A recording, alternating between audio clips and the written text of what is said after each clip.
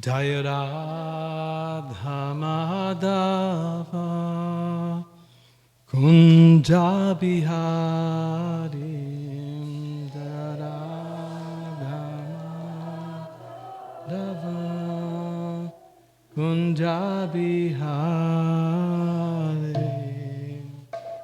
Gopi Jana Vallabha Girivardhari. 1, 2, 3. Girivardhari. Gopi Jana Vallabha Girivardhari. Gopi Jana Vallabha Girivardhari. Jasodanandana Vrajan Janaranjana.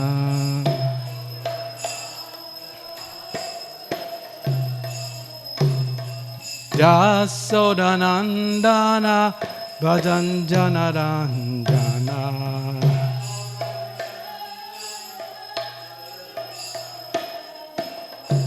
Jamuna Tira Vanachari.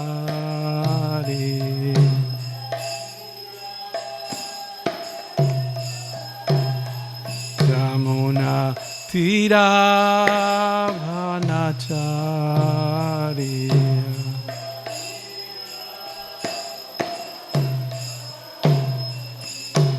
Jaya Radha Madhava Kunja Bihari.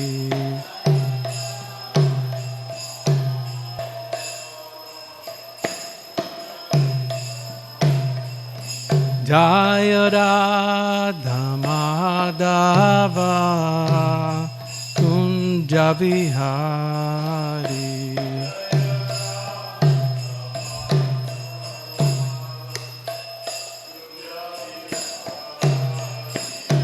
Jaya Sri Krishna Chaitanya Prabhu Nityananda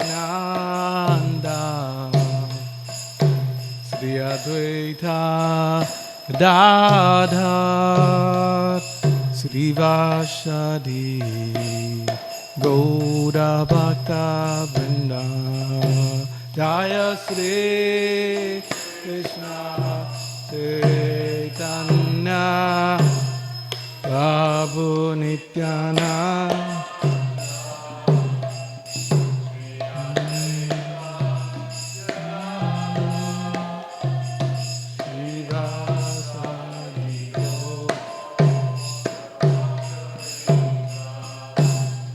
Hare Krishna, Hare Krishna, Krishna Krishna, Hare Hare, Hare Rama, Hare Rama, Rama Rama, Hare Hare, Hare Krishna.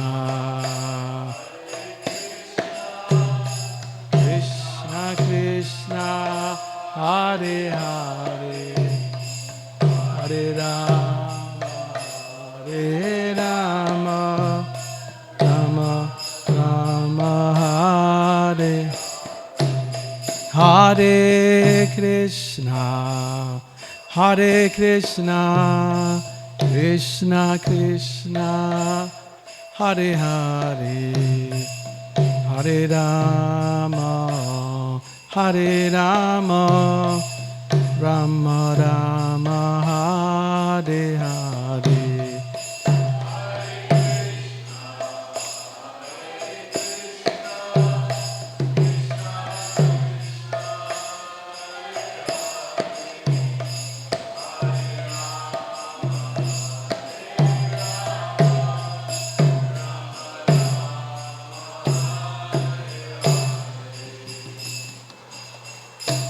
Srila Prabhupada ki jai, Gantaraj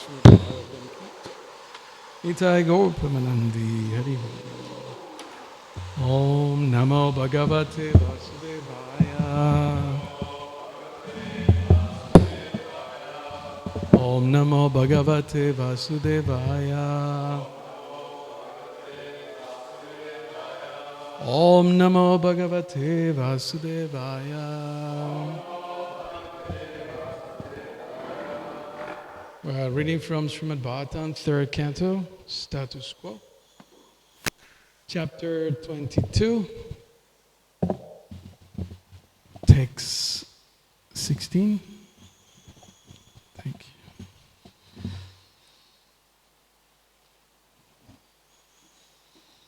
Kamasa bhuyam naradevatesya. Kamasa bhuyam naradevatesya. Putryasamanhaya bidho pratitha.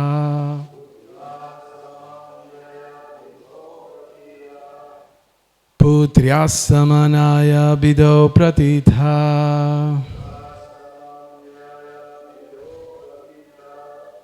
Kaeva titanayam nadriyeta. Kaeva titanayam nadriyeta. Swayaiva kantya shipatin nivashriyam. Swayaiva kantya shipatim ivashriyam.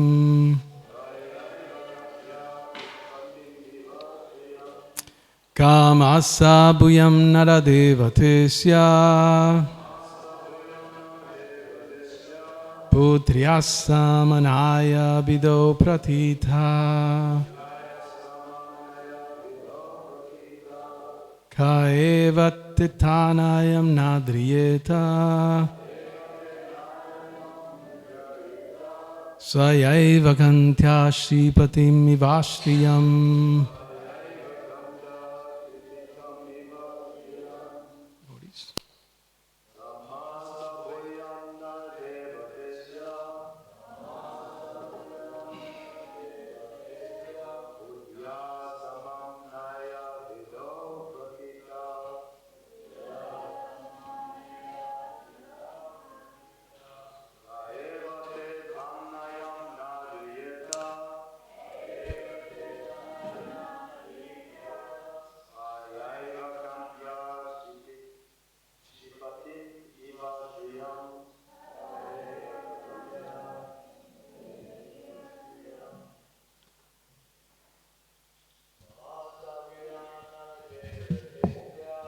Asavayam naradevatesya.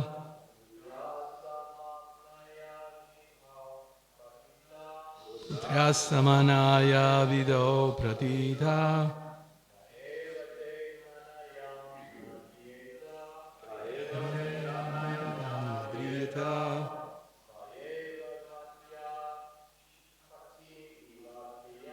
Swayaiva kantya shipatim ivashriyam.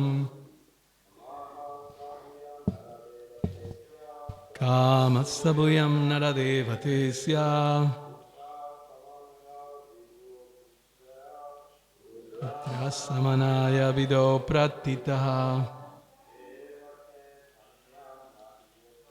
Kaeva titanaya nadriyeta.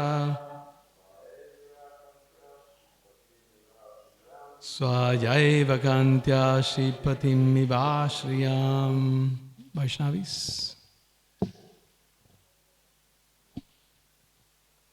can you do it? Kavantis vayam naradevatesya.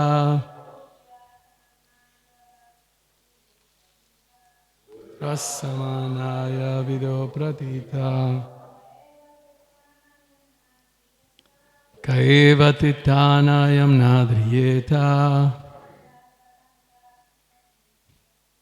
Swayaiva kantya shipatim ivashriyam. Kamasabhuyam naradevatesya.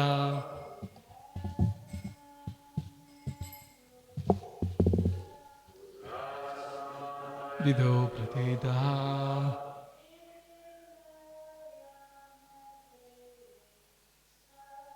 Kaeva tetanayana nadriyeta. Swayaiva kantya shripatim ivasriyam kamaha. Desire.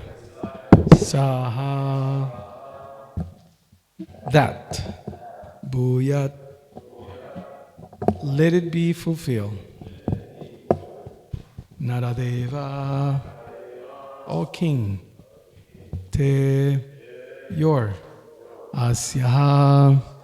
This. Putriyaha. Of the daughter. Samanaya.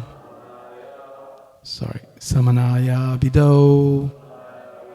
In the process of the Vedic scriptures. Pratitaha. Recognize. Kaha. Who. Eva. In fact. Te. Your. Tanayam. Daughter.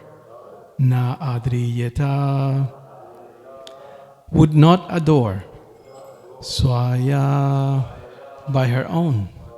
Eva. Alone. Kantya. Bodily luster. Shripatim. Excelling. Eva. As if. Shriyam.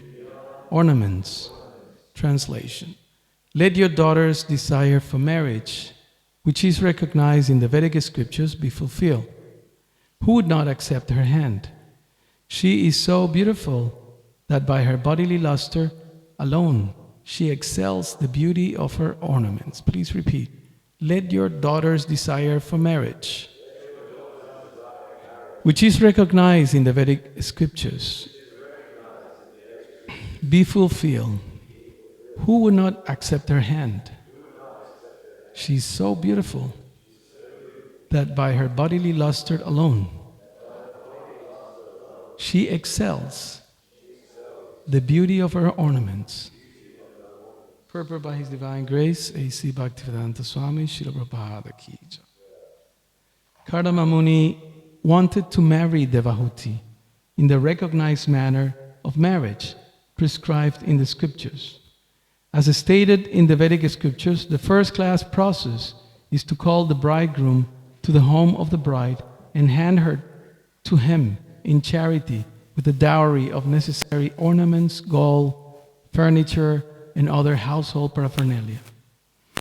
This form of marriage is prevalent among higher-class Hindus, even today, and is declared in the Shastras to confer great religious merit on the bride's father. To give a daughter in charity to a suitable son-in-law is considered to be one of the pious activities of a householder. There are 8 forms of marriage mentioned in the scripture, Manusmriti, but only one process of marriage, Brahma or Rajashika marriage, is now current. Other kinds of marriage, by love, by exchange of garlands, or by kidnapping the bride, are now forbidden in this Kali age. Formerly, Kshatriyas would at their pleasure kidnap a princess from another royal house, and there would be a fight between the Kshatriyas and the girl's family. Then, if the kidnapper was the winner, the girl will be offered to him for marriage. Even Krishna married Rukmini by that process, and some of his sons and grandsons also married by kidnapping. Krishna's grandsons kidnapped Duryodhana's daughter, which caused a fight between the Kuru and Yadu families. Afterward, an adjustment was made by the elderly members of the Kuru family. Such marriages were current in bygone ages, but at the present moment, they are impossible because the strict principles of Kshatriya life have practically been abolished. Since India has become dependent on foreign countries, the particular influences of her social orders have been lost. Now, according to the scriptures, everyone is a Shudra. The so-called Brahmanas, Kshatriyas, and Vaishyas have forgotten their traditional activities, and in the absence of these activities, they are called Shudras. It is said in the scriptures, Kalo Shudra Sambhava. In the age of Kali, everyone will be like Shudras. The traditional social customs are not followed in this age, although formerly they were followed strictly. Om Ajnanati Mirandasya Gyananjana Salakaya Chakshurun Militam Jena Tasmai Sri Gurave Namaha. Nam Vishnu Padaya Krishna Pristaya Bhutale Srimate Bhaktivedanta Swamin Iti Namine. Namaste Saraswati Deve Gauravani Pacharine Nirvisesha Sunyavari Paschatya Deshatarine. Let your daughter's desire for marriage, which is recognized in the Vedic scriptures, be fulfilled. Who would not accept her hand? She is so beautiful that by her bodily luster alone, she excels the beauty of her ornaments. Om Tat Sat. So we are continuing to read the pastime of Kardama marrying Devahuti. There are many aspects that are being presented here. As we were discussing last week, the purpose of the Bhagavatam is to help us to understand and to apply bhakti. And bhakti is basically the connection between two elements, two individuals, two personalities. Us, the living entities, and Krishna, Bhagavan. So the 3 B's of Bhagavatam: Bhagavan, Bhakti, and the Bhakta, the devotees. And all this is in the personal context. Krishna is a person, we are persons, and Bhakti is personal. Now, in order for us to understand this, we need to have some point of reference. And something that it's coming up quite often in this narration, in the 3rd canto, is the Vedic scriptures. And I thought that, because you're going to hear about this pastime many, many times, because there's a few verses that will describe further details about what's happening here. So I thought there's a need for us to focus or to understand what are the Vedas, what are the Vedic scriptures. Here, Kardama Muni, when he's accepting, they offered the prospect of marrying Devahuti, presented by Swayambhuva Manu. He accepts on the basis of the Vedas.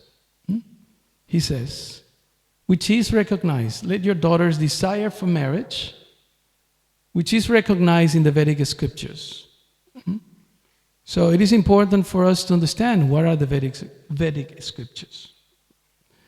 Srila Prabhupada in 1969, he gave a, shall we say, famous class in London where he presents this point. And that lecture, that class, it was selected to be the introduction to the Sri Ishupanishad. Small book, only 18 verses, very powerful. It's not mentioned so much lately, but it's a very powerful book. As I said, just 18 verses, smaller than any chapter of the Bhagavad Gita, but contains all the essential truths of the Vedic literature. Upanishads actually are a section of the Vedas where we find this, what it's called the secrets of the Vedas manifested. That's why the Bhagavad Gita sometimes is called Gita Upanishad, as Prabhupada presents in the introduction of the Bhagavad Gita as it is. So then I thought that it will be important for us to refer to this aspect of the presentation of Krishna consciousness, because if we don't understand what the Vedas are, what to speak of accepting them, and then what to speak of applying them, it's almost an impossibility. So Srila Prabhupada begins his lecture saying, ladies and gentlemen, today's subject matter is the teachings of the Vedas. What are the Vedas? The Sanskrit verbal root of Veda can be interpreted variously, but the purpose is finally one. Veda means knowledge. Any knowledge you accept is Veda, for the teachings of the Vedas are the original knowledge. So that's how Prabhupada begins his presentation of the Vedas. Vedas, as he said, refers to knowing. But the Vedas are a body of knowledge from which we find the main principles, shall we say, or the framework around where the Bhagavatam takes place. Often there's reference to the Vedas. So in his short introduction, it's just a few pages, Srila Prabhupada presents not only what are the Vedas, but what is the purpose of the Vedas. And this is in reference to what Krishna presents in the Bhagavad Gita.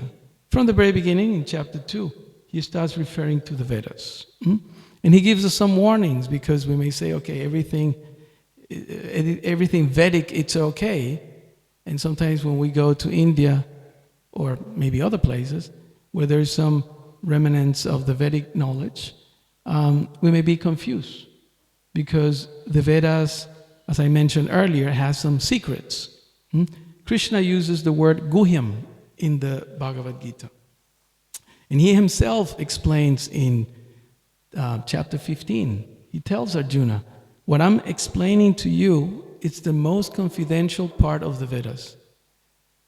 And what is that most confidential part? Sometimes called guhyam, secret, or Raja Guhyam, as Krishna says in chapter 9.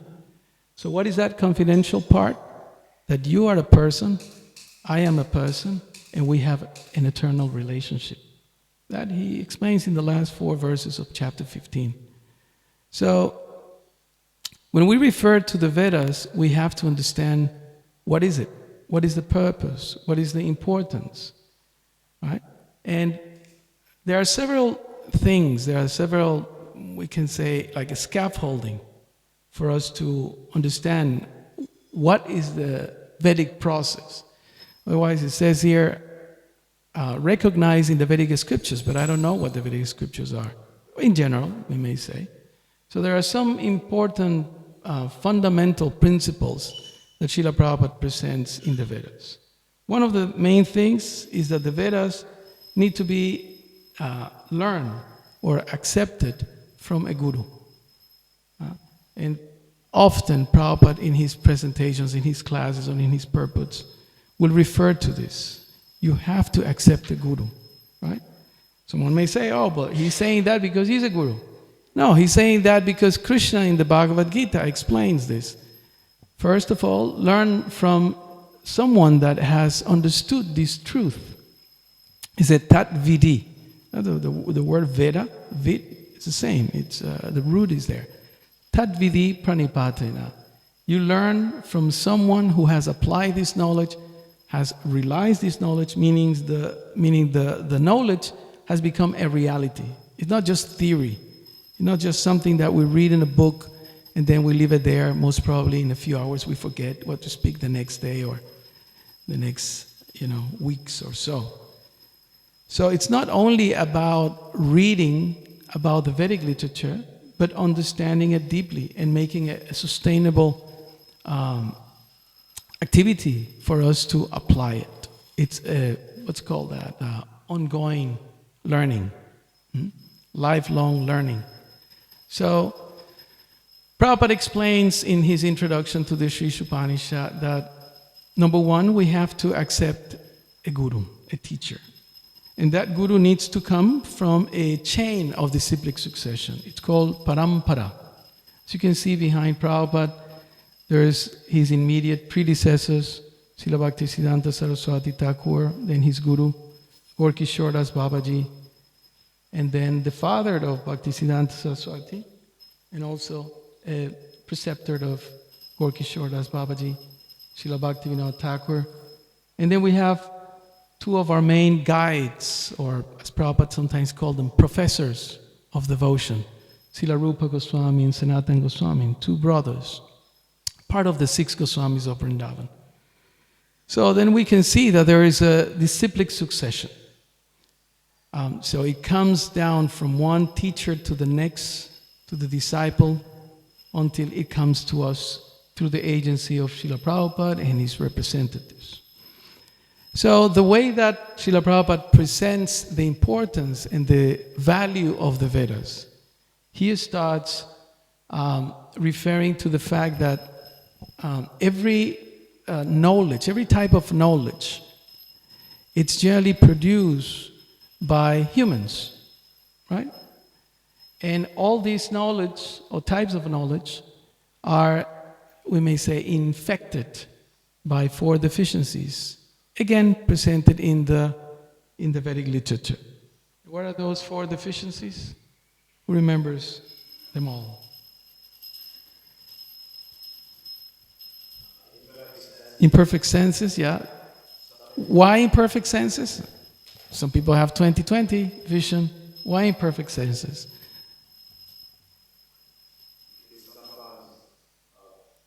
Sometimes you can escape things. Mm-hmm. You quickly see a rope on the ground and want to take it. Right. That's a Vedic example. Right. So where do you learn that? Where you learn that from? The Veda. Right. So the senses are imperfect. Right? If the light goes off at night and there's not a full moon, we cannot see anything. We cannot even see ourselves or our hand.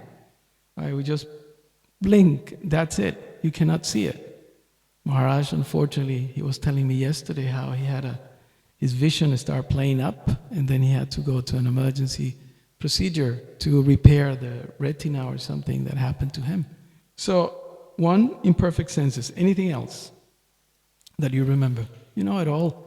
Give chance to everybody else. Anyone else?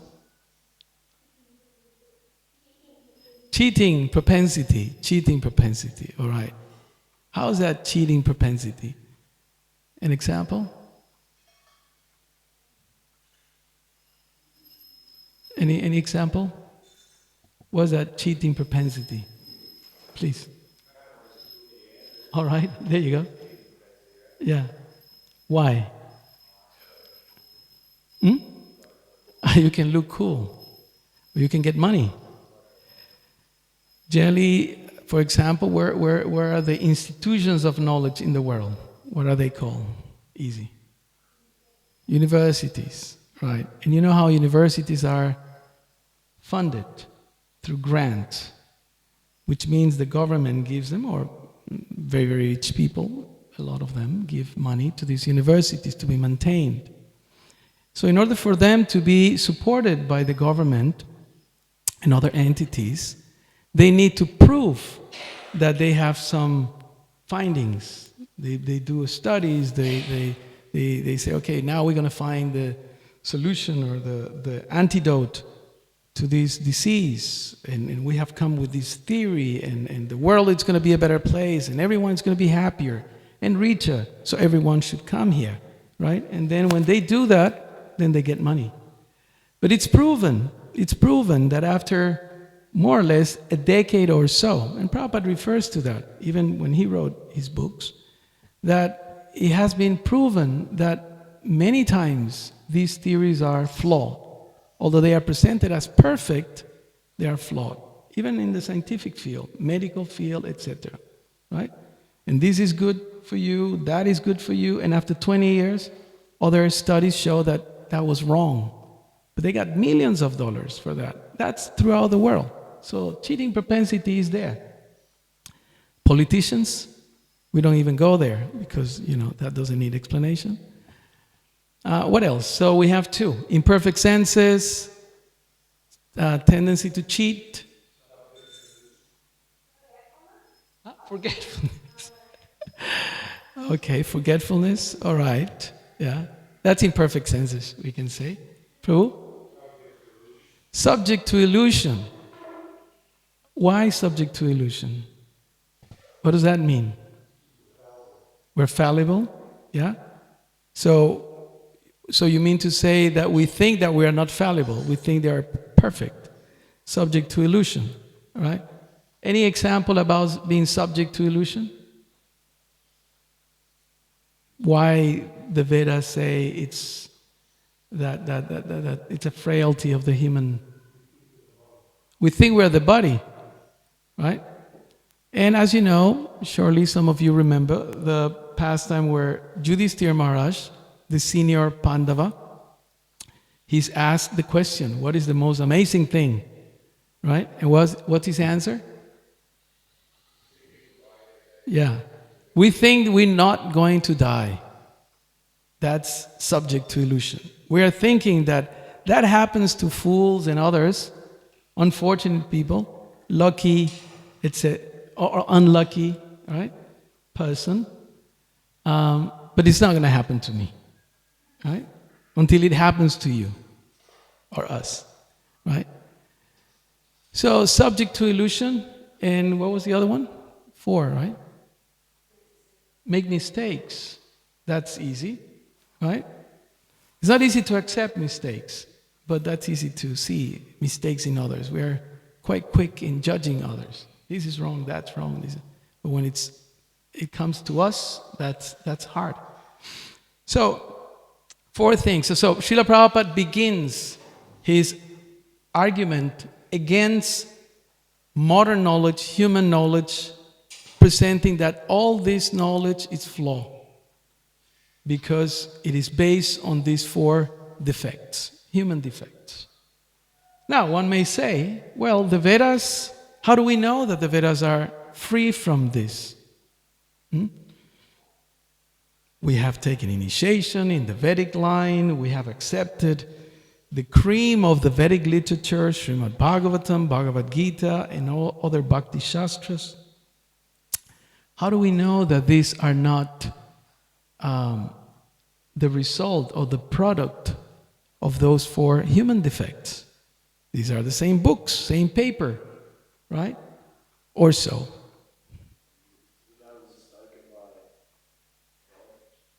It's been spoken by God. Okay, that's a good argument, but maybe many will not accept that. 3 checks and balances, yeah, which are?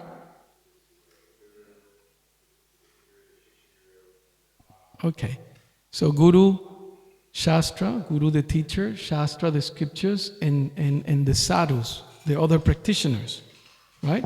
Okay, so those are arguments, but I may not accept it because I don't believe in God, and you people are just covering each other's back, and he says he's right, you know, like the saying goes, if you say a lie 10 times, it becomes, right, a reality or a truth. You just check social media, somebody said, and then somebody's quoting, you know, Google or Facebook or one of TikTok or Instagram, and it goes like, you know, I saw it on TikTok. Oh, Jai, somebody said. So why do we accept the Vedic literature as free from these defects?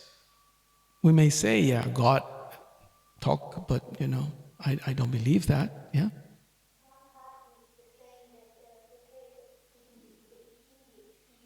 Okay. Mm-hmm. So which means? Okay. Okay, so this is the thing. You see, we may give various arguments about it.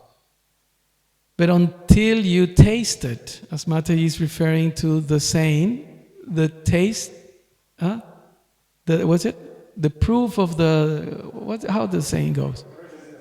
The proof is in the pudding.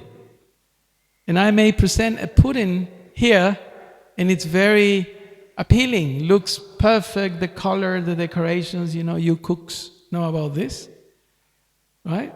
But what if it doesn't have sugar? Rather, it has salt, right? So when you taste it, it's not what it looks, is it? It's quite the opposite. So in order for us to realize or to accept that the Vedic knowledge is actually valid is because you taste it, you apply it. And then if you develop some kind, it's called technically rasa or taste, then you think this is working. And you may go on for, Prabhupada said, he invited the whole world for 1 month. He said, just come for 1 month and try Krishna consciousness. We will feed you. That is not a problem in our movement. You will chant, dance, clap, smile, etc. We're very, very active. This is the best therapy in the planet so far. And you will be very happy, right? Now, if it doesn't work, okay, you can go on your own. Good luck. You're going to need it. So, the Vedic process becomes a reality when we apply it, and it works. It works for us. That's one thing. However, Prabhupada goes on in presenting the validity of the Vedas. And the validity of the Vedas, as Aidan pointed out, is confirmed by other scriptures, confirmed by other practitioners, and confirmed by realized teachers or acharyas. Acharyas means someone who's exemplary in his or her behavior. That's what acharyas. Now, basically, and broadening our analysis, anything that we understand, any type of knowledge, it generally has 3 kind of sources. It's what we see, right? That tree is green, it's raining this morning, right? So you are seeing things. It's called pratyaksha, sensorial perception. I saw it with my own eyes, you say, right? I heard it myself, right? I touch it. This is, solid, etc. So what you perceive with your senses. But also is the theory. There is the Anuman concept. There is a theory. For example, who here has been to China? China? Anyone? China? At least a stopover? China? Yeah, a stopover? Yeah? Okay, all right. So we can say that we believe that China exists. Is that correct? But majority haven't been in China. Correct? Majority of those who are present here haven't been in China. That does not mean that China doesn't exist. Correct? So somebody else has been there, wrote it, testified, witnessed it, and we believe. Right? In so many places around the world we haven't been, but we have seen the photos, or we heard the anecdotes, the retelling of their experiences. So we believe, because somebody else has perceived it with their senses. But it's not our perception. So we understand that that place is somewhere in the planet. Right? So there's the theoretical understanding or acceptance of knowledge. And finally, we have sabda. Sabda means sound. That's what it means. Sabda pramana. Pramana means evidence. Right? And we hear from the scriptures, from the narrations and the realizations that we find in the scriptures. And just like in the material context, we believe there is a place, Siberia, or somewhere like that exists. In the same way, the Vedas, represented in the Bhagavatam, describe that place, the spiritual world, those realizations, those emotions, those thought processes, those interactions. Yesterday, Prabhu was presenting his version of the Vedic. Was yesterday, right? Before yesterday, yeah. Yesterday was a class. Before yesterday, Prabhu was narrating and we all believed, right? What Prabhu said, right? I'm not doubting the fidelity of what you said, but he could have been making things up or exaggerating or cutting some parts or whatever it is, but we believed what Prabhu was saying. So in the same way, when we hear from the Vedic scriptures, these narrations, And my point was that Prabhu said, so if we read these things, nowadays these things are like too far out. The Vedic system and arranged marriages and things like that. Oh, this is too much. This is too much for us. But it happened. And if somebody applies that, then it becomes a reality. Like Prabhu was explaining. It's a reality. So it works. So the Vedas are presented and they have a particular characteristic. They are called apaurushaya. Srila Prabhupada explains this in the introduction of the Bhagavad Gita and throughout his teachings. Apaurushaya means, Purusha means human or man sometimes, or enjoyer sometimes. But that means created by man, Purusha. So Apaurusha, or Apurusha, but the combination in Sanskrit is Apaurusha, or Apaurushaya, which means produced by someone who is a suprahuman. That's how Prabhupada calls suprahuman, like we say Superman, right? Means someone that it's above the level of humans, right? So, as Bhagavatam mentioned, this is produced by God. That's what it means. So someone that is above the level of human deficiencies. That's what it is. So the Bhagavad Gita established that. In the Bhagavad Gita, Krishna says, in the middle section, what's the first line? Maya Sakta. What's that? Yeah. Manapartha. Yeah. Fix your mind in me and understand that all these energies are my energies. Maya Shakta. All these energies are mine. Krishna starts explaining about himself. And he says, I am the controller, I am the enjoyer, I am the best friend, I am in everyone's heart. And he eventually brings it to confirm his point. He brings the authority of the Vedas. He says, in the Vedas, Vedascha Sarvar, chapter 15, text 15, easy to remember. Vedascha Sarvar, Aham Eva Vedyo.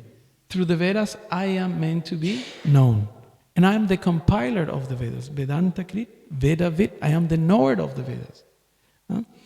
So, it's not that Krishna consciousness comes from the Vedas. Krishna consciousness is the original knowledge of the soul that comes from Krishna. The Vedas come from Krishna and were given to Lord Brahma.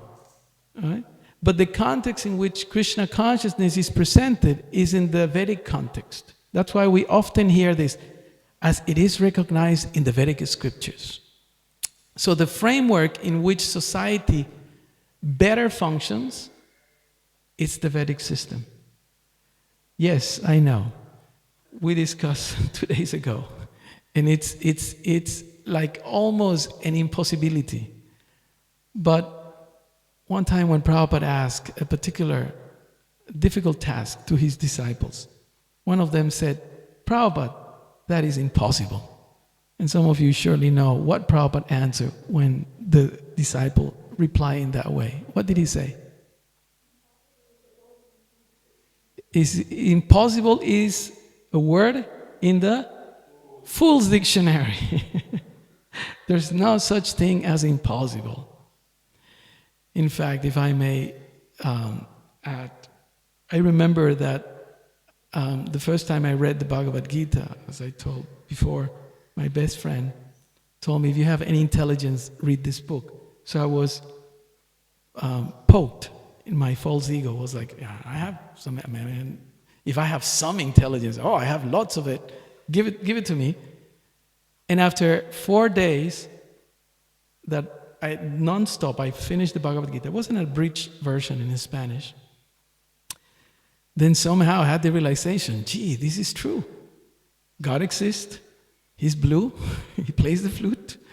Goes around the forest of Vrindavan. And on top of everything, I'm his devotee. Oh man, my dreams were shattered after 4 days. But then I had another realization. And my realization was, I cannot be a devotee. That was my realization. Long hair, few surfboards, my new Toyota Hilux, my Doberman, and my dreams of the surf shack and all that, etc., and other things, as you know. That paraphernalia comes along with all that. I thought, I can't. So for me, I honestly, no humility, nothing like that, modesty apart, I realized I cannot be a devotee. So I told my friend, man, you blew my mind. This is amazing. He had joined already. He was in the ashram. I cannot be a devotee. So I had the realization, and here I am after a few decades. But I remember reading a description when Prabhupada was in a big program in India. And in India, generally, if you want to be a guru can be a very profitable business. The fake guru, that is. So Prabhupada was in a pandal, which is a big, like a gigantic marquee or something, tent. And there were, I think the calculation was like 30,000 people or something like that. And the Indian market for gurus, it's quite competitive. And if you want to succeed, you have to do some magic. You have to be an expert cheater, right? So somebody asked in the audience, Prabhupada, what is your magic? Meaning, this guru has that magic, that guru does this, he appears, disappears, da-da-da.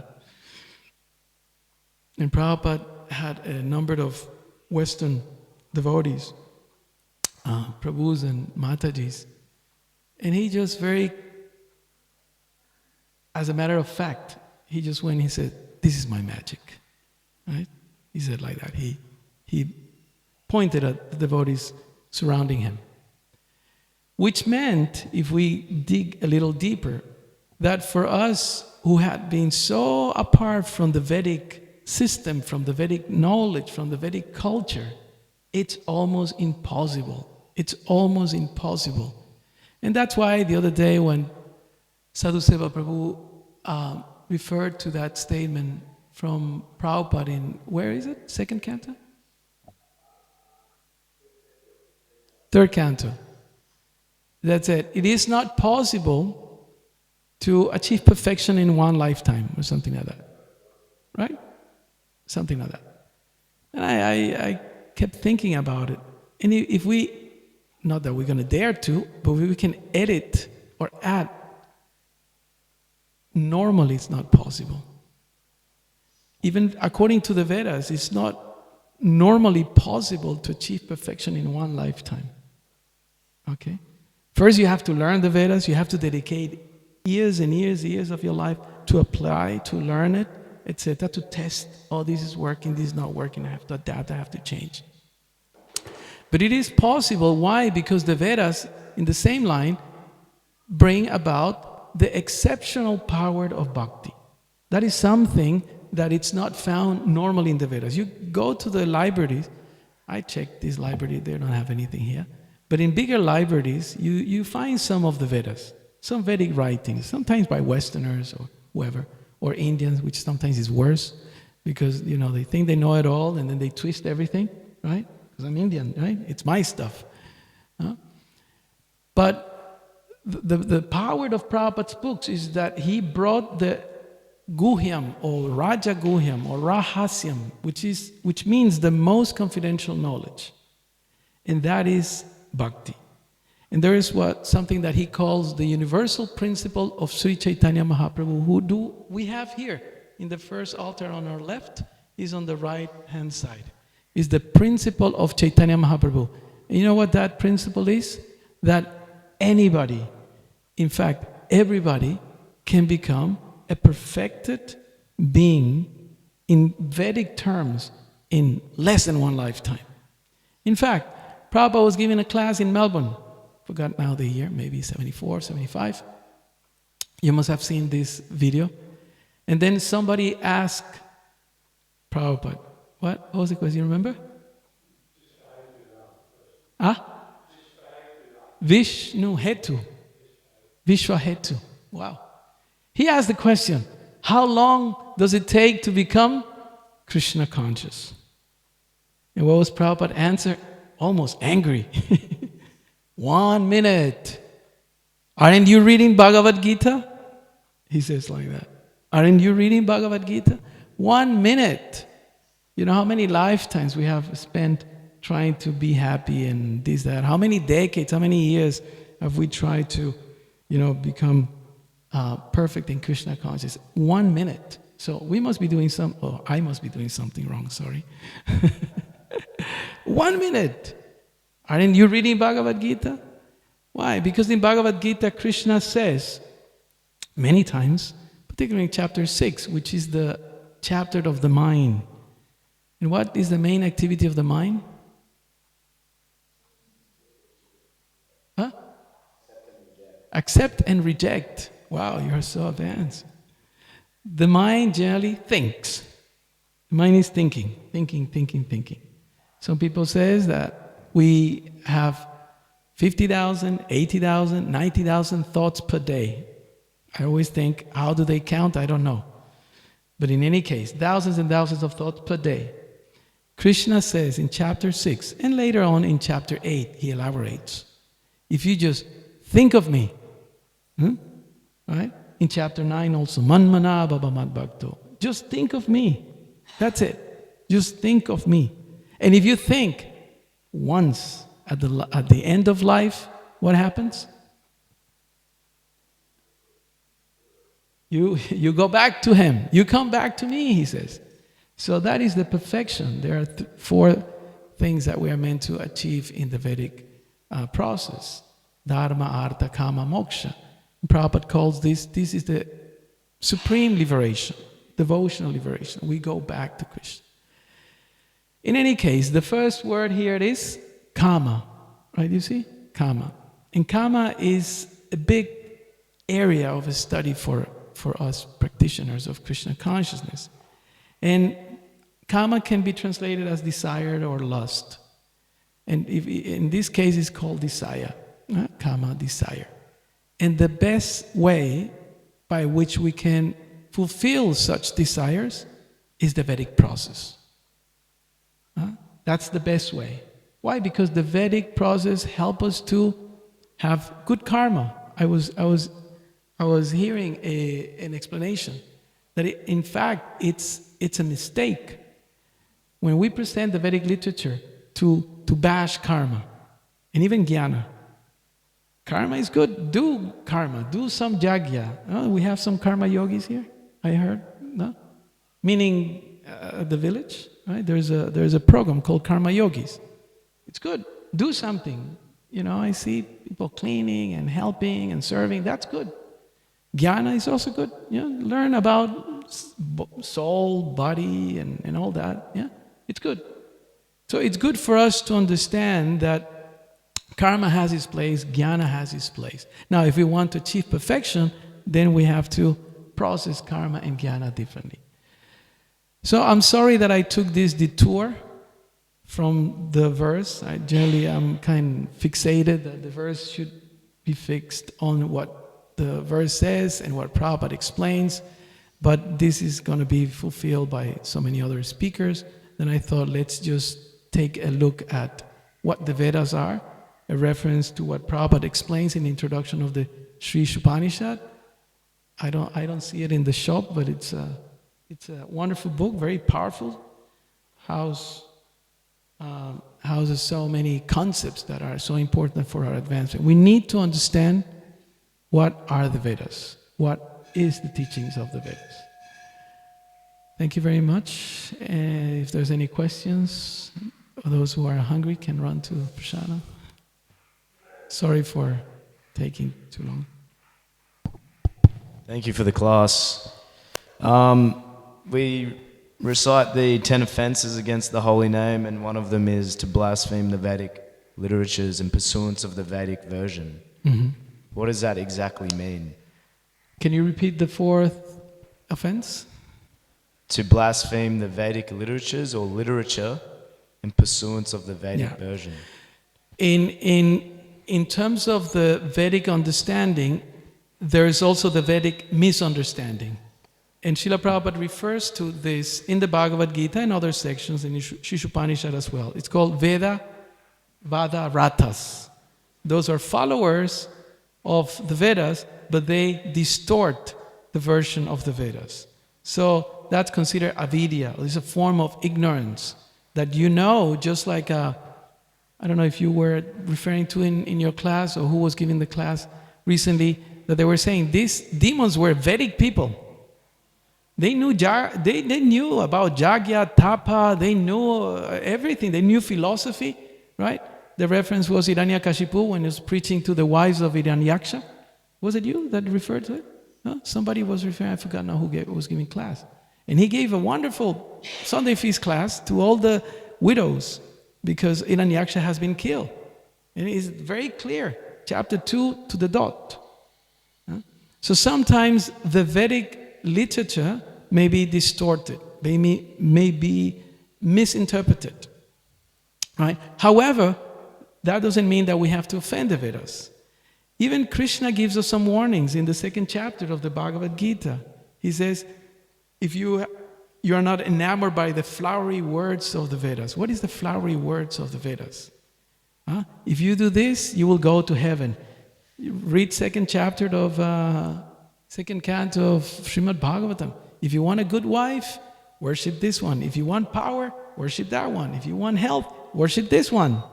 And at the end, Sukadev Goswami says, but if you want perfection, you worship Krishna. Like that. So we shouldn't offend the Vedas because of our ignorance, because I don't understand. We shouldn't offend the Devatas also. Actually, the first one is, right? No, the second one is to consider the names of demigods like Lord Shiva, Brahma, and others, equal or independent to the name of Lord Vishnu. So sometimes we offend because we don't know. Oh, sorry, dear policeman or policewoman, I didn't know that you have to drive on the left side here in Australia. I come from America, and then, no, you go to jail, right? You cause an accident. You need to know. So we shouldn't offend the Vedic literature. We shouldn't offend the Devatas. We shouldn't offend anybody. That's what Lord Chaitanya says. We have to be very humble and knowledgeable. We have to learn. That's what we are here for. Is that okay? Thank you. Srila Prabhupada ki, Srimad Bhagavatam ki, Gaur Premanandi.